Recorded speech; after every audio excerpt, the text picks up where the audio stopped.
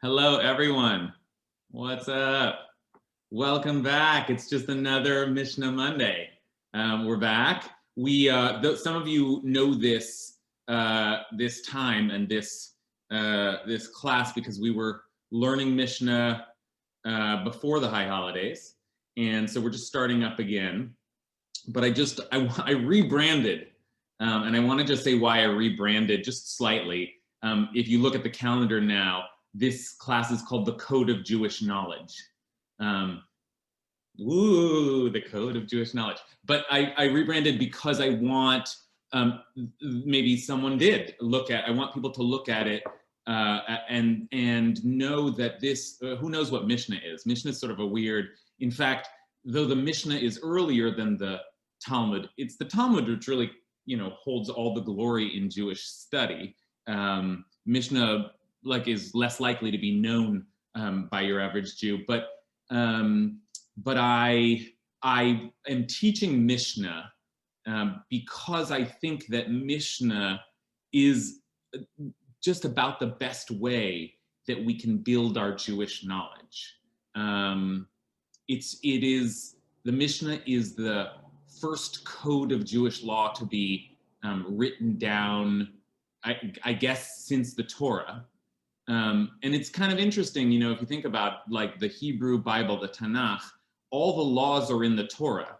The rest of the Tanakh is poetry and story and wisdom, but all of the laws are in the Torah.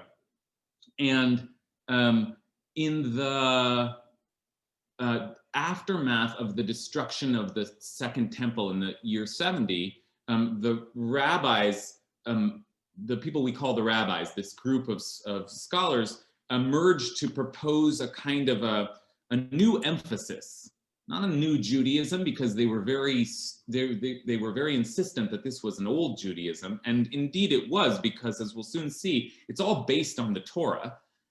But the temple had been destroyed, and that was the center of religious life. The offerings that were made at the temple, and it was also just the center of life. It was like the Vatican and the White House and all put together. And when that was destroyed by the Romans in 70, there was a real sense of uncertainty as to whether Judaism would last at all. In fact, Rabbi Brous spoke very kind of sweepingly and powerfully about this in her Rosh Hashanah sermon, what it was like to try and reconstruct a whole new Judaism in a time of calamity. And what they decided was that they would, I don't know what decided, maybe this is just who they were, what their particular teachers and ancestors had emphasized. But in putting together the Mishnah in the year 220, Rabbi Yehuda Hanassi was saying that the Torah and its laws can be the focus of our religion. Right? Law can be the focus of our religion. And there, even in saying that, I already feel like, oh, I'm losing, I don't know if I'm losing you, but I lose people. To use the word law is to, in some ways, make the Mishnah seem more technical and absolute than it is, because what the Mishnah really is an attempt by the people living in the 1st and 2nd century to kind of record Jewish practice and say, well, how do we live as Jews? What are our customs? And a lot of them are interpretations of the Torah, and then there are other things that are just the customs of the people, or as they will often present them, no, this also was something that Moses received on Mount Sinai. It's just, it wasn't written. It's the oral Torah, right?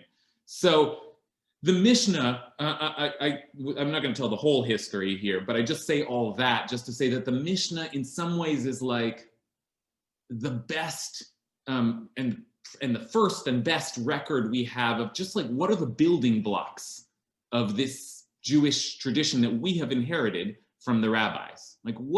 Okay, it says to keep Shabbat, but what does that mean, right? Okay, it says that you can get married and divorced, but how do you get married and divorced? right? And the rabbis in the Mishnah speak that all out. So I think this is a really, really important place to look, just to start like building our Jewish knowledge. And we will find things in the Mishnah, and we'll see some of them today, that will look so familiar to us, and we'll just say, oh, this is where it came from. Okay, so that's just like the Mishnah and why I've chosen to. I'll just say one last thing, which is that when rabbis, not the rabbis, capital R, back in the past, but when rabbis today want to just do this work of saying, like, you need to know basics about Judaism, here's some basics, information, the place that they often go, the text that they often use to do that kind of teaching is Maimonides' Mishna Torah. Because Maimonides did, like, in a way that is staggering and impressive, is to just take all of the Mishnah and the Talmud and kind of synthesize it into a very clear, another code of law. And it's no coincidence that he calls it the Mishna Torah, because there's a play on the Mishnah. He's in some ways writing a new code in the Middle Ages. And Maimonides is very, very, very clear. But for that reason, it's a little bit boring to learn Maimonides. Not boring, it's just like, you really feel like you're just getting the information. Because Maimonides systematizes it, clarifies it, and resolves all debates.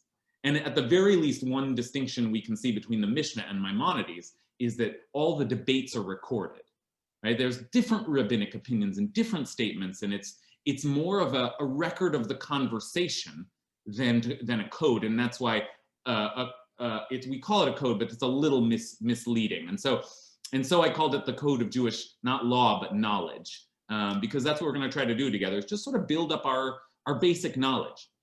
Okay, so any questions so far about what I've said? Hi, this is David. Could the Mishnah be thought of as responsa from 70 CE? It's a good question, but I would say no, only that the Mishnah doesn't seem to be, responsa is the word we usually use for, you've got questions, some rabbi has got an answer for you. Like, how do I keep Shabbat? Or was this a violation of Shabbat? And I respond to that. The Mishnah seems to, is unprompted in that way. There's nobody that seems to be asking per se. It is, and we can, spend a lot of time talking about why this is, but it is just it seems to be the presumption of Rabbi Yehuda Nasi, the editor of the Mishnah, that it's just important that this all get written down. Okay. And the most common explanation given for that is that in the aftermath of the destruction of the temple and the dispersion of Jews into diaspora, there was a sense that this information is going to get lost, right? But that's always, like, in this group, we have this great group where we, I think this learning community tries to hold both a kind of a sense of what is the traditional explanation and also some kind of historical critical awareness. And so I would say on that historical critical sensibility, we would ask, well, how much of this are they preserving from the past, and how much of this are they just making up for the future, right? Are they creating a new Judaism, or are they recording the old? They will always tell you that they're recording the old, but that's not true. Sometimes you'll see in the Mishnah they say, okay, here's a new law, we need to safeguard things. Okay, any other questions? Okay, so let's head in. We did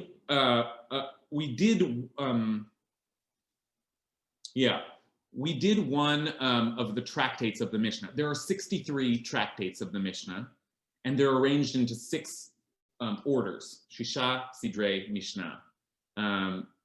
6 orders of the Mishnah in 6 different categories. And the first category is agricultural, zeraim, seeds, literally. And the first volume of that is a really wonderful volume called Brachot, blessings. And it's one of the most famous because it's first, but also it's just full of story. And we spent time moving slowly through that one. And then once Yom Kippur hit, we jumped to Yom Kippur because Yom Kippur is a tractate in a later order of the Mishnah, and it's a really great one. So we So we studied it in depth in preparation for the high holidays. But we're going to go back to the agricultural order of the Mishnah. And my game plan here is that we're going to move through the Mishnah somewhat methodically, like in an order, but we're not going to look at every Mishnah. I'm trying to resolve a tension between like making sure that we actually get an overview and a real systematic movement through this classic work, but we can't possibly study every Mishnah because most of them are so technical, rarefied, hard to kind of get into. So we're going to study the highlights, the classics, and so that should orient us a little bit. That means that right now we are going back to the beginning and looking at the second volume of the Mishnah. The first volume is Brachot. The second one is called Peah, or Peah. Now, do folks know what Peah is? Anyone know what Peah is? I see some nodding heads. Can someone tell me what Peah is? Ilana, can you tell me what Peah is? I see your head nodding. If I have it right, I think it's the like the extra food that's left in the corners that you either drop or the corners that you give to the poor. Is that great? Exactly right. Okay, let's take a look. Here is a source sheet for you all, and then I'm about to share it. And Peah is a great example of what I said is my primary objective here. I feel like every Jew should know what Peah is because it's an incredible law that is given by the Torah, but I certainly did not grow up knowing what Peah is. Now, you don't need the Mishnah to know it because it's in the Torah, but it's a good example of what you begin to process and think about. So let's first just take a look at Peah. Ilana's right. It is, Emma, I need screen sharing privileges.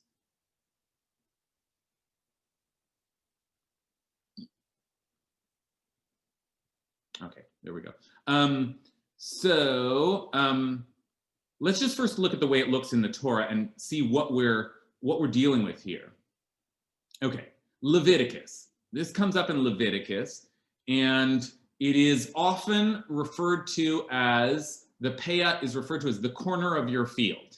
It's not exactly translated that way here, and that's good. I want us to think a little bit, just in looking at the Torah, about what exactly the law is here. So here it is. Uvekutzrechem et ktsir artzechem lo tchale pe'at sadcha liktzor v'leket ktsircha lo telaket. When you reap the harvest of your land, you shall not reap all the way to the edges. That's the translation here, not corner but edges. And the word is pe'ah. Here it's in a smichut formulation, so it's pe'at. Oh my gosh.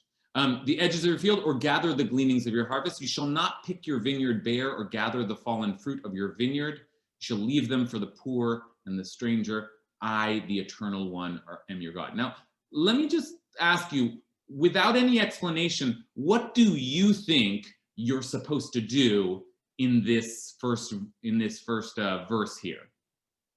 Like, what is it that what is the Peah? What is the corner? What is the edge? What do you actually do here? Okay, so let's see. Let's see. What do you think? What does it mean to leave Peah? Rabbi? Yeah. When I first got to kibbutz and we were harvesting sunflowers, the combine was behind us, and some of the sunflowers would bounce out of the combine. And so I guess the Pe'ah, part of it is not to reap the corners, but also not to pick up what bounced out. Okay, good. So Yael is exactly right that there are a few agricultural laws that are being mentioned in the same breath here, and we have to distinguish between them. The classics are Peah, Leket, and Shicha. So we saw two of them, I think, here. Peah is the word for not reaping all the way to the edges of your field, right? And then there's also not gathering the fallen fruit, right? In other words, there's a different law, which is that when you drop something, you have to leave it there, right? And then there's shicha, which is if you went and harvested your field and you forgot some things there, you have to leave them there too. Those are laws that are often spoken of in conjunction with peah, but we'll put those aside right now. What then is peah? I mean, I'll just read the words again here, and we're just trying to figure out what they mean. You shall not reap all the way to the edges of your field. So how do you imagine that works? Matt. Unmute yourself, would you?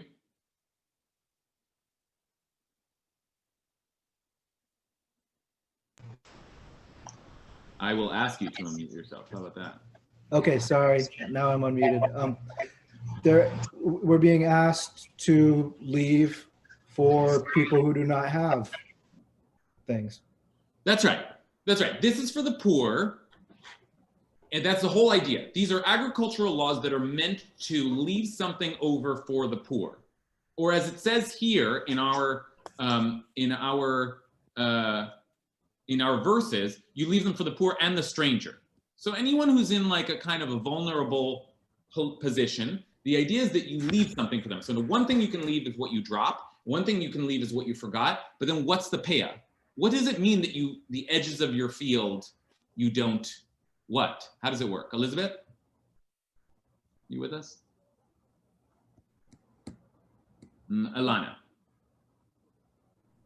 I'm thinking it's sort of like a mindset, maybe to like how you're supposed to look at what you have there. That you don't want to be like so fastidious that because I don't know, in my mind it kind of goes back to the idea that it's not all ours. Like we don't own it all, and therefore we don't have the right to make sure that every little drop is taken by us for our own benefit. Okay, Alana, you and you all are doing a great job at getting to the heart of the matter. What is the purpose of this? Why is this there? What is the meaning of this law? And you're right. The meaning of this law is that we don't use everything we have. We leave some part of it for those who are most vulnerable. So anytime you're fielding, you make sure that part of it remains. That's the essence of it. And it's a great law. I feel like, as I said, every Jew should know this because it's an important principle that whatever produce you create, you must leave some of it.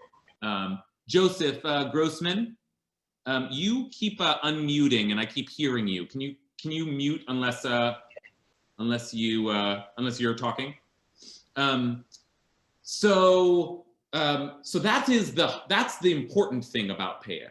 But what I'm trying to ask, and it's telling that I'm not really getting an answer, is how does it work? How does it work? How do you do that? And Joseph, do you want to respond? You're muted now. None of us here are farmers. Our Mishnah is stating a principle of sharing with the needy. We're in a store. We get change from our purchase of $12, and there's a box on the counter saying contribute to the food pantry. And so we put X amount of our change into the food pantry. That's like the corner of our field or the edge of our field. Beautiful. I think that's exactly right. What Joseph is doing so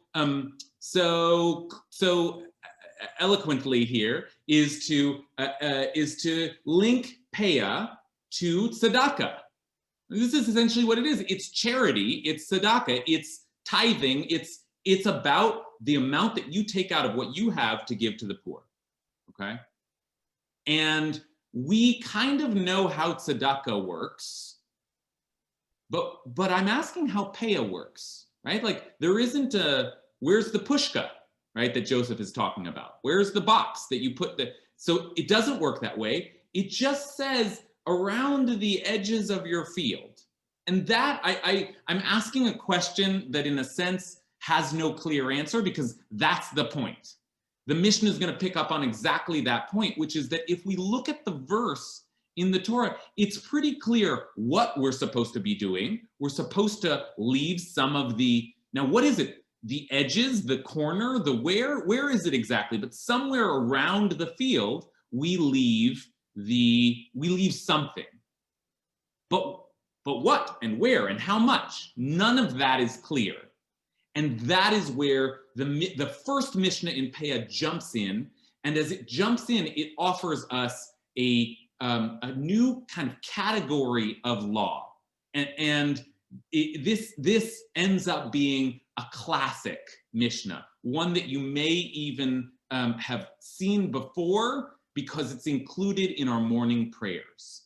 Okay, every day actually we say this Mishnah, and this is where it comes from. So let's take a look at the first Mishnah in Peah. Okay. Elu dvarim she'en lahem shiur. These are the things that have no measure. Hapeah, the corners of the field. Habikurim, the first fruits. V'harayon, the offerings brought on appearing at the temple on the 3 pilgrimage festivals. Okay, I'm going to stop there. Let's just take a note of that category that is now being built. These are the things that have no measure, and Peah is one of them. And we just saw that, right? I asked you, well, how does this work? I don't know. How much do you give? I don't know. How much of your field actually has to be apportioned to the poor? Not clear from the Torah. You just have to do it. So the Mishnah jumps in and says, Peah is an example of a law in the Torah that has no prescribed measure. And there are others, like the first fruits. When you grow trees in Israel, you have to offer the first fruits of your produce to God. Apparently, there too, there's no clear regulation for how much you offer. And then the third example they gave was when on the pilgrimage festivals, when you appear before God and you make an offering before God, it says to appear before God, but it doesn't say what you offer and how much. Okay, that so far things have been pretty technical, and frankly, that's as technical as you can let your brains rest a little. That's as technical as we're going to need to get. But all those technicalities are meant so far to construct a category, and the category is the things which have no measure. Elu hadvarim she'en lahem shiur, the things which have no measure. Now, what does it mean to say that this law has no measurement? What are you saying about the law when you say there's no measurement for this law?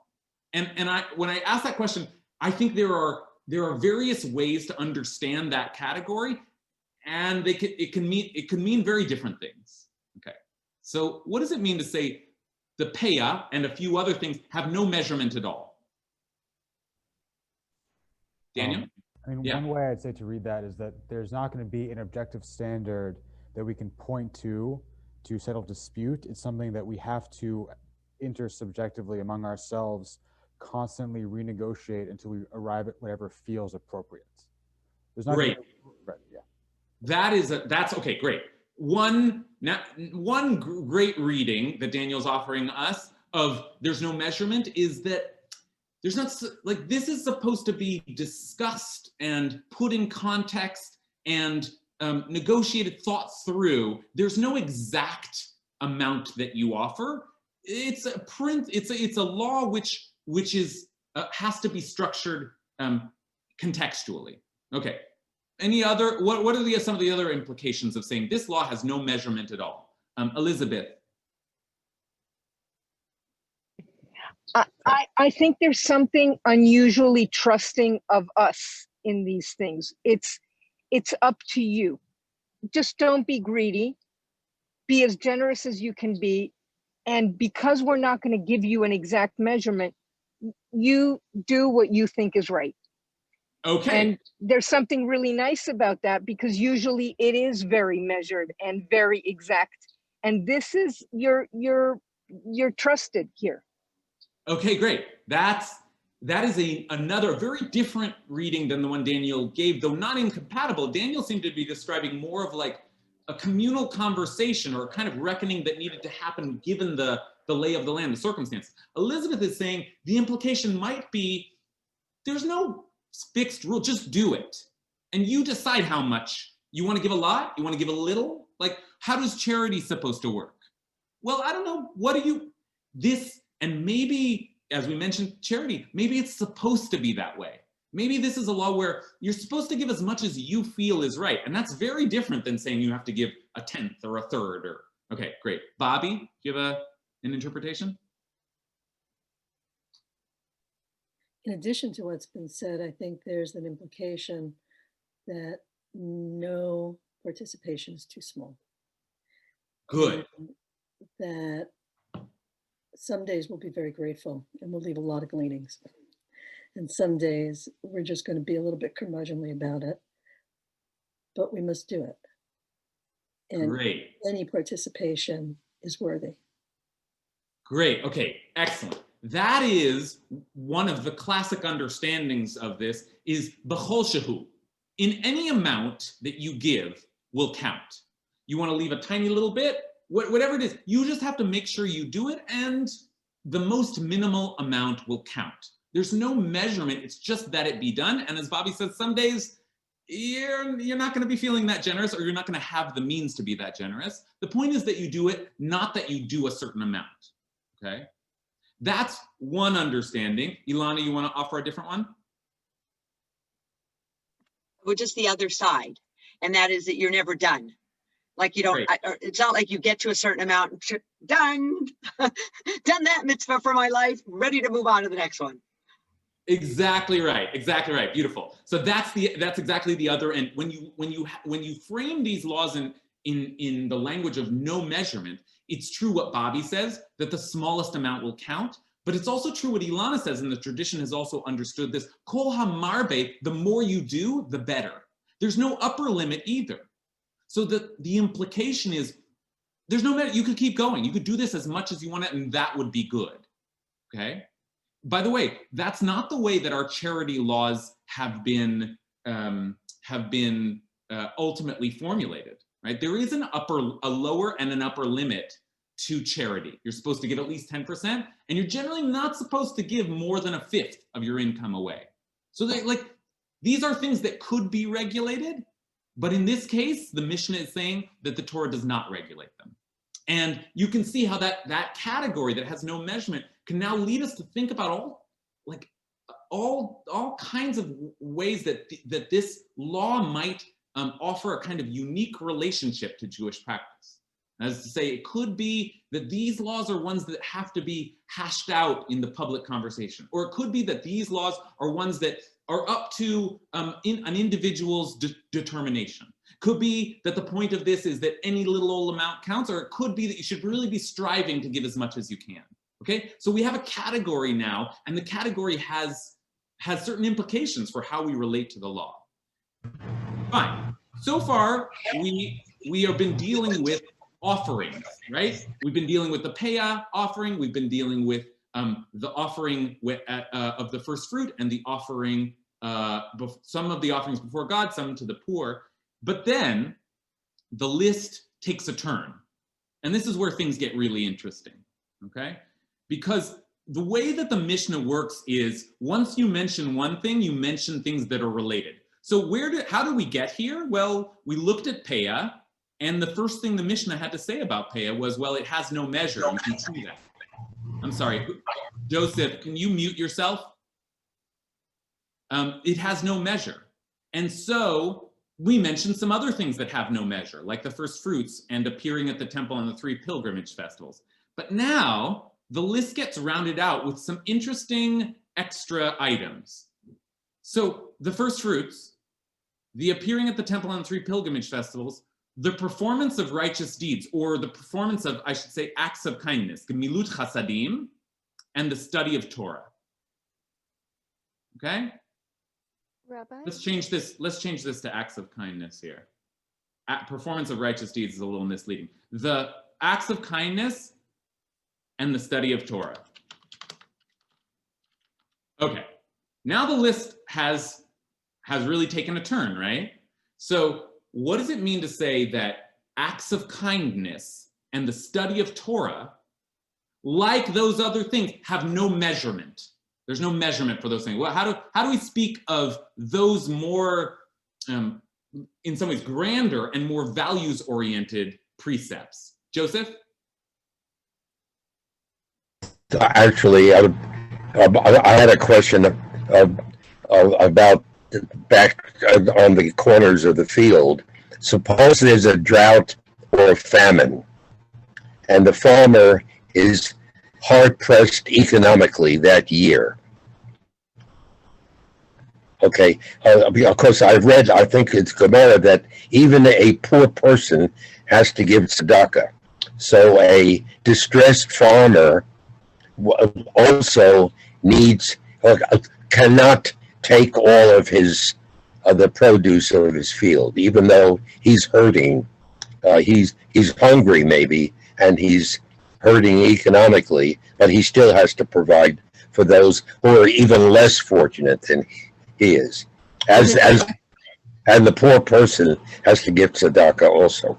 Okay, so that's good. That's helpful, because here's another way of thinking about what it means to say that there's no measurement. Well, think about peah. It means that you have to evaluate your situation and how much you can afford, right? How much can you give out? And actually, if I'm very poor, I still have to give like a drop, but maybe I don't give more than that, okay? So now, given what we've been saying about peah, or the other things that have no measurement, what does it mean to say that acts of kindness have no measurement? What does it mean to say that learning Torah has no measurement? Back to Yael. I think another definition of all of this is that it has so much value that we can't even we can't even grasp it. I think that's what it means. I think, okay, good. Invaluable, that all of these things, this whole category is invaluable. It's precious. And shiur can also mean it doesn't have a specific lesson. It's broader than that. Okay. It has more of an effect on the world and the worlds than we can even grasp. Okay, beautiful. Yael has turned the corner for us, because Yael is absolutely right. The Mishnah has taken a kind of a rhetorical turn as well. Like, once we say that acts of kindness and study of Torah have no measure, we've moved from a technical description to something that seems to be a value proposition. These things are immeasurable. They are of immeasurable worth. We cannot prescribe or measure them. But okay, so that, I think Yael's right, but what does that mean in terms of the actual practice of acts of kindness and the study of Torah? Like, what if I tell you that acts of kindness have no measure? I know what that means for peah, but what does it mean for the study of Torah? Daniel? I guess one thing we could say is, I think this links to the idea of kavanah and prayer. And the idea is, what if it was measured, one could do the act kind of without any love or kavanah because of an obligation. And the idea here is, if you're going to be doing acts of kindness or studying Torah, we want your heart to be in it. And so we will not prescribe it, so that when you do it, it's done by choice. It's done because you want to, which is the essence of the act. Okay, I love that. That's a very deep insight there about what it means to offer measurement in law.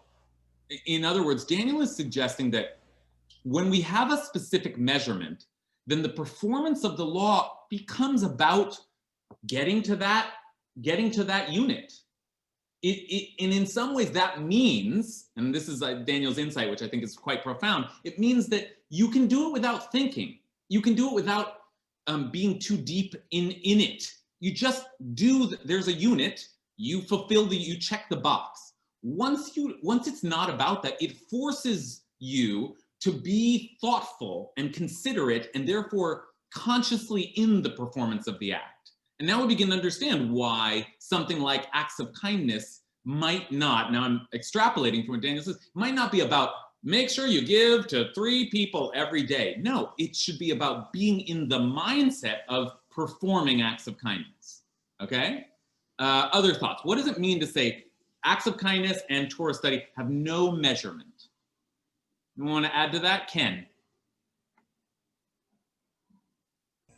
Well, if you compare this second grouping with the first grouping, if you take the first grouping literally, you're going to be literally bounded by what's in the agricultural field.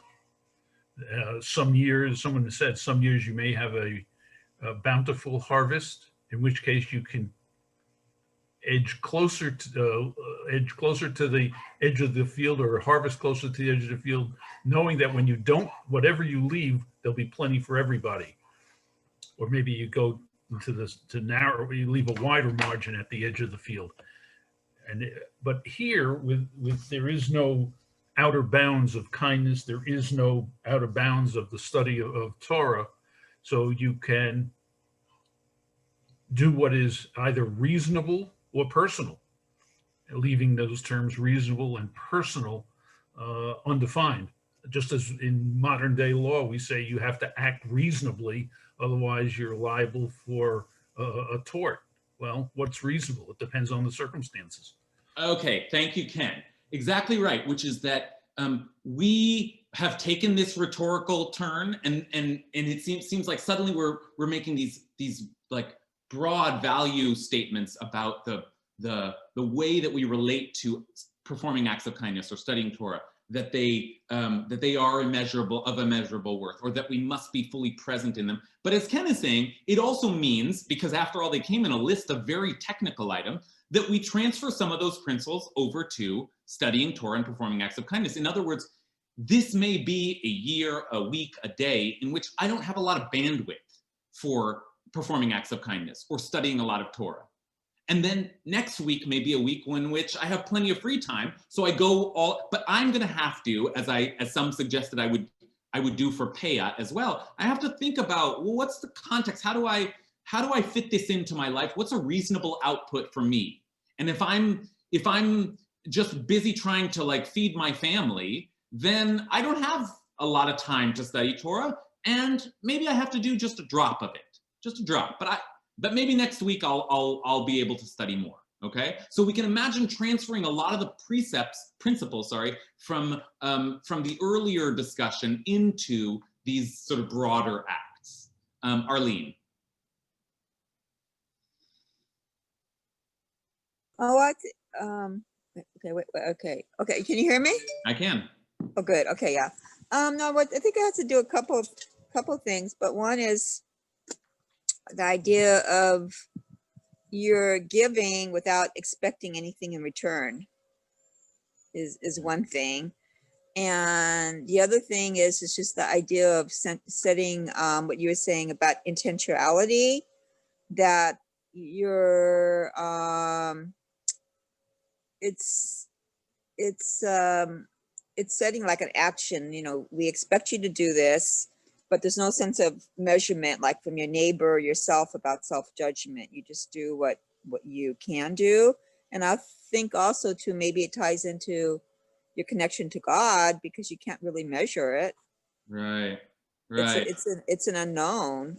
So I think it's just getting changing from what you can do physically to internally with the learning. Yeah. Okay, great. I like what Arlene's doing here, which is trying to find, even though the first 3 items seem very technical, like certain like tangible offerings, and the last 2 seem like more kind of broad categories of good Jewish behavior. Arlene is saying that they actually can all be seen in the same through line, because they're all offerings. Now, and maybe they're all kind of offerings for the good of, like, performing something for the good of someone else. That's certainly true for acts of kindness. The study of Torah is a little complicated there. It's not exactly as clear who benefits from the study of Torah. But as Arlene's formulating it, there are certain categories where it's just about showing up and serving God and giving of yourself. And in that realm where it's really just about like making an offering, it is important to leave things a little bit up to your own capacity because these things are undefinable. What is it? How kind can you be? How much Torah can you learn, right? So, okay, so playing with the category, you can start to see how maybe there's a realm of Jewish, and this is what's important for us. Are we encountering a realm of Jewish activity where the idea is, don't think about the how much or the how. Just sort of do what you can. Be in the spirit of trying to do these things. All right, let's take a couple more comments, and then I want to see the second part of the Mishnah, which is also really wild. Ari. Yeah, just to build off the last comment, I mean, it might just be in modern American vernacular, but when you think about immeasurable things, you think about God above all else, right? It's immeasurable. So when I read these are immeasurable things, I read these are godly things. They are things that are inspired by, even in the Leviticus quote, it ends with, I am your Lord, your God. They're godlike things, or they're godly things. So I sort of saw that link. Okay, I love that. That there's saying something is without measure. The first thing we might say that about is God, right? There's no way to quantify or measure. It's in the realm of like the ultimate, the absolute. And I think that saying that, what the connection that Ari just made is another way of saying, if God were doing these things, they would be done an infinite amount, right? Like, how much kindness should you do? Infinite kindness. How much Torah should you study? Infinite Torah. In theory, how much of your field should you give? Give it all away, but you can't do that. You can't give your whole field away. You won't eat anything. So you have to actually figure it out. But the principle behind this category is that, and someone mentioned this earlier, Ilana mentioned this, there's no upper limit. In a sense, just like God, it should be infinite. I love that. Okay, David Yaroslavsky.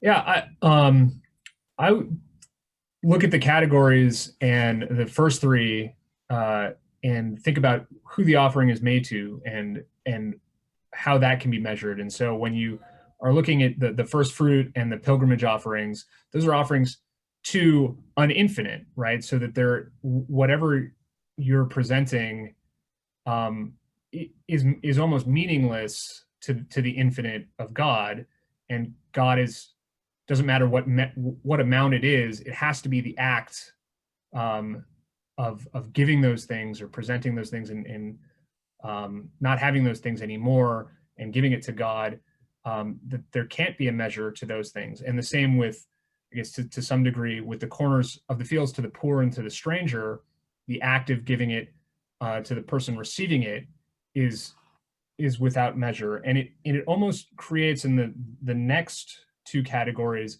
a through line for me of empathy and thinking about the who is receiving these things. And so when the performance of acts of kindness, the person on the receiving end of that, and you're performing these acts of kindness to people who are then getting such goodness from your act that it can't be measured. And when you're studying Torah, the idea that it's without measure, that it's either constantly changing, as time goes on, your perception of the Torah changes, or if you're studying Torah with somebody else, that they have a different perspective on the same words. And so these things that are without measure are without measure because the world is, in the last two, that the world is infinite, that the study, you can never study, you can never have enough study of Torah because it's always changing. Your eyes are changing, or the other people's eyes are changing, or you're constantly engaging with new people.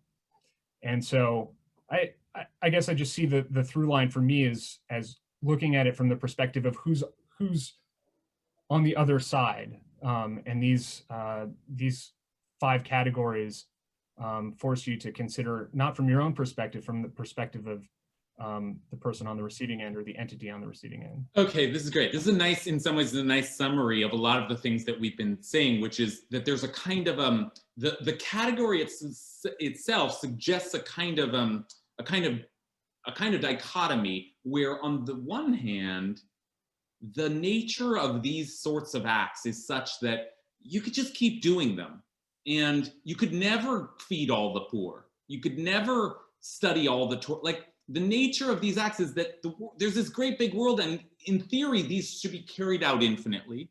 But, and I think also threaded through your comments, David, is this idea that, well, once there's no upper limit, it also means it's not really about how much you do.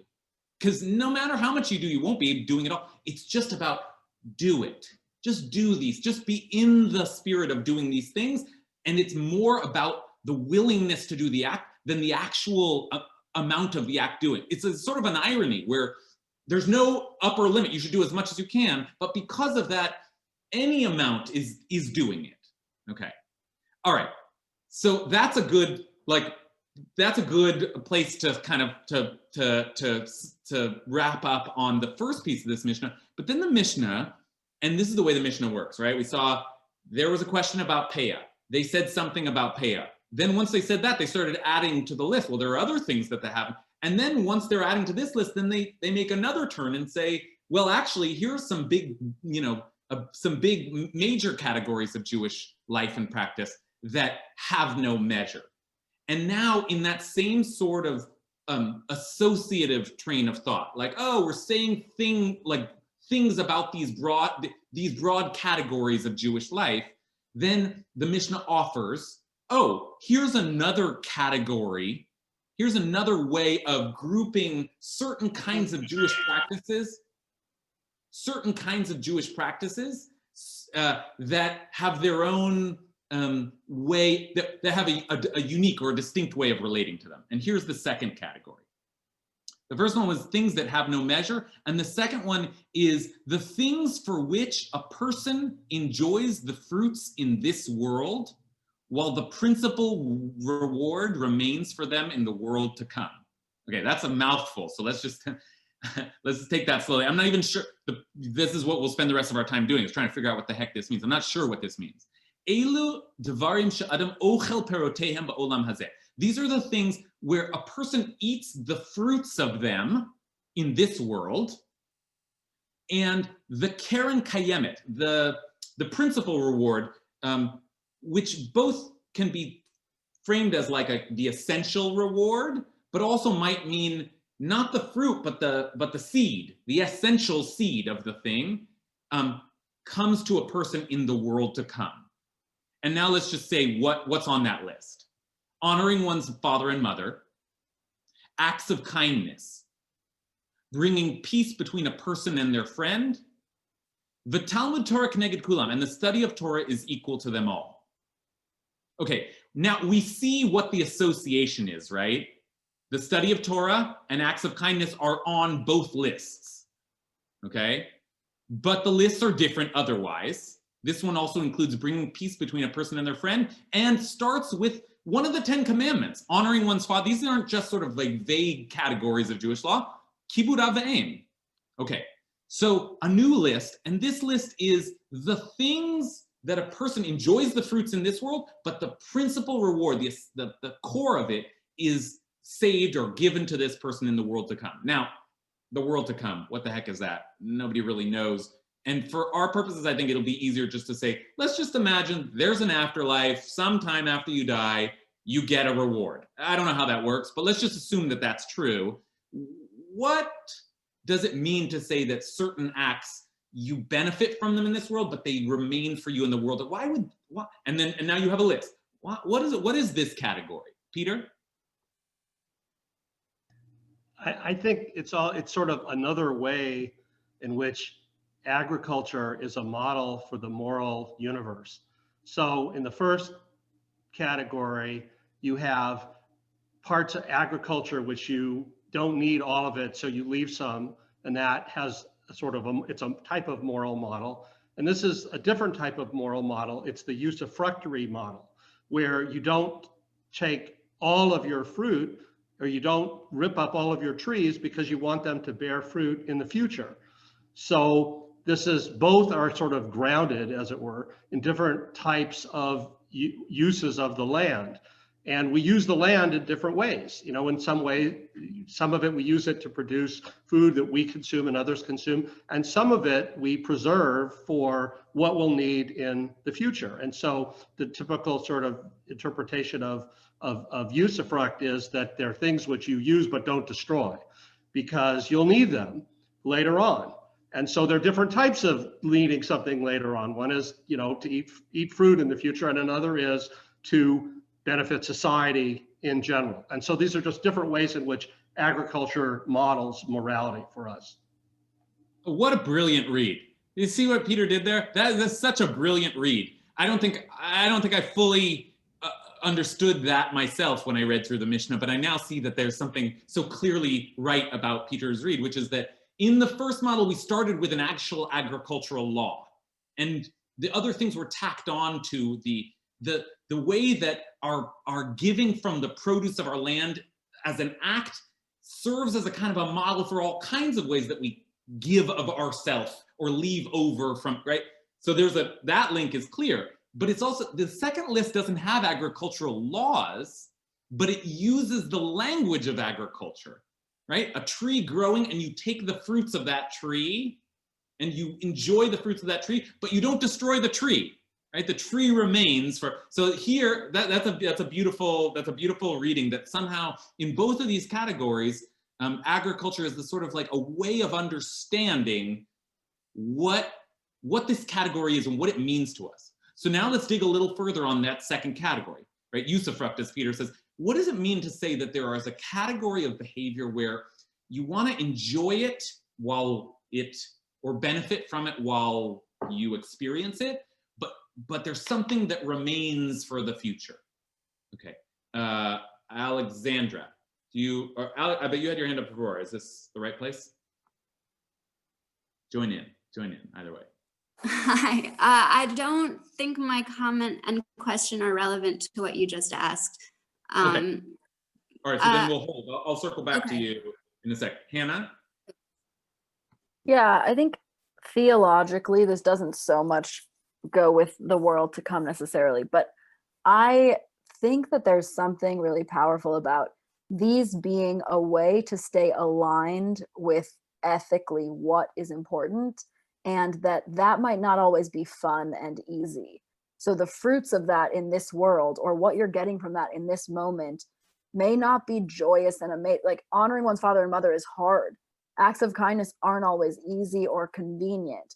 Bringing peace between people is hard. Studying of Torah is sometimes also inconvenient. Like, you might have other stuff to do. So I think that there's something about trusting or having faith that this is bringing you somewhere else or getting you something else. And it also, similar back to what Peter was saying about agriculture, similarly to planting a tree, maybe the real fruits of what you're doing show up for your children, or show up for these people that you work with, or show up generations later, and that world to come may not have to be your own understanding of an afterlife, but that if you stay aligned with a path of righteousness, other things are coming for you from that, and you're benefiting so many people who are to come with the fact that you've stayed committed to those actions, despite the fact that the fruits that you might be gathering or reaping in this moment may not be quite as incredible as the things that are going to be there for someone else, but that delaying that gratification is where the power is, and not in whatever this moment holds for you.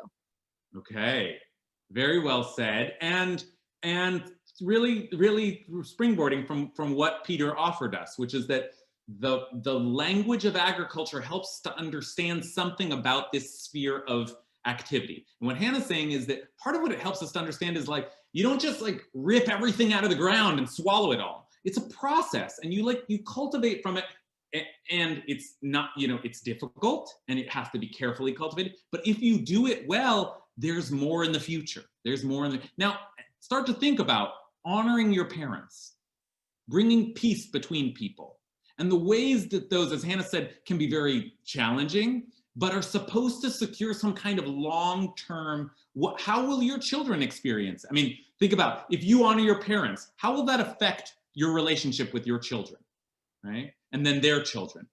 How will these things continue to move through into the world to come, the future, right? And we can understand that in part by looking at the way that the land has to be used, but used judiciously in a guarded way, in a thoughtful way, etc. Okay, wonderful, wonderfully put. Okay, Ken. Two thoughts. Following the agricultural model, this is very similar to the sabbatical year, where you give the land a rest after 6 years so that it can be rejuvenated. As to your last point, how do you benefit from something like honoring father and mother? It's called modeling behavior. So your children see you model that behavior, and with a little bit of luck, maybe they'll model it to the next generation. Great. Okay, I have to ask one last question, and then we'll close, which is just the phrase acts of kindness were in both of those categories. So, you know, if you leave from here, I want you thinking about acts of kindness, and how is it that acts of kindness can be categorized as something that has no measurement and something that benefits you now, but yields greater reward in the future. And then I also want you thinking about the study of Torah, because this Mishnah appears. I said earlier that it might look familiar because we see it every day, and where we see it is in the weekday shacharit, right? In the blessings over the Torah, we read this Mishnah from Peah, and the reason that we do is because of the way that both categories end with the study of Torah. And especially in the second category, there's a new turn of phrase, which is that all of these things benefit you, but even more so in the world to come. But the study of Torah is equal to them all. Like, the study of Torah is as much able to do that as all of these things, and maybe all of them put together, it sounds like. The study of the Torah is paramount. Now, why would that be? That's the last question I have for you. Why would it be that the study of Torah would be something that benefits you in this world, but its fruits or its principle remains for you in the world to come? Alexandra, you have any thoughts? Yeah, I think I might sort of tie into what I was asking before, is that it sort of seems to me that, and I hope this doesn't sound disrespectful to the rabbis, but I have a bone to pick with them, and I think maybe studying Torah is sort of them covering their butts, because I don't feel like it's a comprehensive list, and so I think that maybe it's an act of humility on their part that they're saying studying Torah is the most important of all, because really listen to the Torah, don't listen to us. The idea that when you study Torah, it connects you spiritually and physically, but not saying that well. But wait, can I? Yeah. Are you not finished? Because you just I said have a something question really separately. important. Please. You just said something really important that I actually think it's worth closing on, which is that the rabbis are placing Torah study at the end of these lists, you suggested, because after all, they can't do a lot of these other things, right? Like, Peah is not something that the rabbis were doing. They were exiled. They didn't have fields of their own, right? The first fruits, that's when you living in sovereignty in the land of Israel. They're being kicked out of the land of Israel, right? Appearing before God at the temple during 3 pilgrimage festivals, that's not going to happen anymore. All of those things which are like of immeasurable value, or that you should do them as much as you can, or that you have to fit, all these things that are just these major precepts in Jewish tradition are not available to the rabbis anymore. So part of what they're saying is, if you study Torah, you can get to everything else. Studying Torah is either it leads to other things, but in this case, and Alexandra's comments hint at this, In this case, studying Torah ends up being a replacement for all these other things, right? Because these are things of immeasurable worth, and yet we don't do them anymore. So the way that we recreate Judaism, the way that we access all of our Judaism is to study as much Torah as we can, and in doing so, we somehow we reach for the fullness of Jewish practice. And that's why studying Torah above everything is the thing that you could just do forever and ever and ever and ever and ever. Because it's the one thing that we have that we can just keep doing. We can't keep doing Peyah.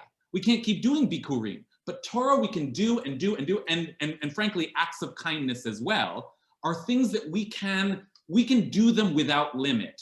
Even now that we've been kicked out of the land, even now that we don't have access to some of these these central practices that used to define what Judaism is. Okay, I'm a little over time. I just want to say one last thing, and I'll say it very quickly, which is that, these rabbis, they can't just leave it alone. So they taught this Mishnah like, oh, these things have no measurement. And then I just want to point out that that's the first Mishnah in Peyah. And then the second Mishnah is, we do not leave Peyah of less than 1/60th of a field, even though they said Peyah has no measure. Everything depends on the size of the field, the number of the poor people, and the extent of the yield. In other words, in the first Mishnah, they said, there's no measure to this. And in the second Mishnah, they said, yeah, according to the Torah, there's no measure, but let's make a measure, right? Let's make a measure. And this gives you a sense of who the rabbis are. They're always making little measurements, but also I think it cuts to an ongoing theme in Jewish law and practice, which is a kind of a tension between those who believe that the whole thing should be measured, parceled, exact, strict, defined, and another way of approaching Jewish law was just to say, these are great principles and ways of living, and we should just do them as much as we can. And I have to say, that difference in thought is actually one way of thinking about the various kinds of Jewish practices that we see in our community today, right? There are many people for whom Judaism is about checking the boxes and making sure they do everything right and eating the right amount of something and keeping Shabbat to all of its kehilchata, right? To all of its exactitude. But then there's another way of looking at it, which is that you can never do all of Judaism. So the point is just do as much as you can and negotiate that given the context that you're in and what's necessary. And okay, so there's a hint here to a vast sort of dichotomy that exists in how we approach Jewish practice in our various communities. Okay, we'll end there. I'll stay on if anyone has any further questions, but thanks everybody. Look forward to seeing you next week. If you are in more classes this week, I'm starting a biblical poetry class on Wednesday at 6 p.m. and we'll do a Parsha study at Thursday at noon. Okay, so that's wow. More classes available. Thursday. Anything I didn't get to, anyone? The class is over. You may happily depart. But Alexandra, do you have more you were about to ask? Yeah, I have a question about I guess the culture of the Mishnah writings. When there's a list like that, is it supposed to be assumed that it's comprehensive, or these are some things, or this is exactly how it is and this is how it is? Because I read this in the chat that I feel like they left acts of justice off the list. And to me, I find it actually disturbing to see acts of kindness without acts of justice together, because I think they really do go hand in hand. And so I just, I was just wondering how comprehensive. Yeah, I can answer that question, which is that you're right. You're picking up on something true, which is that as the rabbis begin to list, it sounds like they're going to give you an exact category. But when they start talking about acts of kindness and studying Torah, it's clear that they've kind of left the very particular kind of legal formulation. They're now they're just talking value principles, borrowing, as Peter said, from the language of these strict laws in order to talk about value principles. And so it is a little loose and imprecise. And in fact, if we look throughout the Talmud, there are other suggestions of, oh, well, this also has no measurement, or this also you benefit in the world to come. And actually, let me show you this. In the Sidur, where these things are recorded, they stick in some of the other things that appear in the Talmud. So the things that a person enjoys in this world, while the principal reward in the worlds to come includes honoring father and mother, acts of kindness, but also early attendance in the house of study morning and evening, providing hospitality to guests, visiting the sick, bringing a bride into the chuppah, escorting the dead, deep concentration during prayer, bringing peace between a person and their friend, or between husband and wife, and the study of Torah is equal to them all, which is, I just say, you can notice there are some extra things on that list, and part of that is just by way of saying that, yeah, there are many other things that you might include, and it seems like the point of the Mishnah was just to make a kind of a general statement about these categories, and not to necessarily exhaust the list of things that are in them. Okay. Thank Ilana. you. Oh, sorry. Yeah, Alana. I just had a question about this term Karen Kayemet, which obviously is also, you know, what the Israeli version of JNF is, Karen Kayemet Israel, and I'm sort of thinking about that, but I'm wondering about how that term plays out in other places, if it does. Yeah, the keren, the like, is like the root, right? And so it's the thing, it's funny because you think of it like it's the last thing if it's going to be in the world to come. But the idea is that there's some kind of core or root that continues to produce. And that's why it's like, you know, they call this Keren Kayem because it's like the core fund that's kind of supposed to continuously nourish the Jewish people. But that's the idea from in the language of agriculture, is that the root continues to produce even though you've picked the fruit off.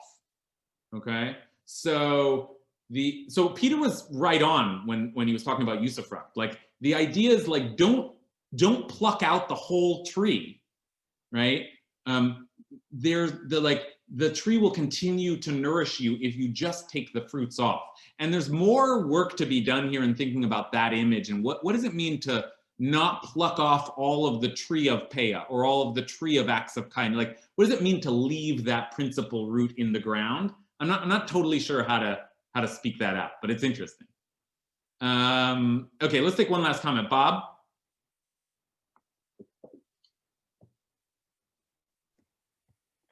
Yeah, you know, I was sort of struck between the lists and maybe what you were just talking about with this other larger list. And, you know, I often think that, you know, things are not just put in randomly and the order of things. And I think, you know, you've talked about, Rabbi, where, you know, certainly in the Torah, there's a reason why words are placed in a certain position. And for what we were going through before, I was struck that acts of kindness was in the third slot for one list, and it was in the second slot for the other list. And why wouldn't they keep it in the third slot for each list? Mm. And you know, the only thing I could come up with was just to sort of re-emphasize that the study of Torah is always the final thing. And it's almost, I don't know, suggesting that the other things are a little bit, yeah, this is sort of a partial list. It's sort of put in randomly. But you should really remember, study of Torah, that's the final thing. That's all important. I think you're right. I think that's right. I think that both of I use the word rhetoric a lot. The rhetorical buildup in both of these lists is like, boom, and the study of Torah. And then especially in that second list where it says, and the study of Torah is equal to all these things, it's almost like they're just mentioning those other things as a way of getting to what they really want to say, which is like, there are categories which are immeasurable. And there are categories of that which continues to nourish indefinitely or infinitely. And we can think of other things we might put in those categories, but there's something foundational about the study of the Torah that like, it appears and in some ways like crowns both of these categories, because that's the ultimate thing. That's really the way that we can continue to be nourished indefinitely, and like there's no end to the fruit that we can gain from the study of Torah. So they're saying something about the practice of the law, but they're saying something very foundational and very deep about the study of Torah. I think that's right. All right, everybody. Thanks. Let's hold till next week. Look forward to continuing to study the Mishnah with you all. Bye.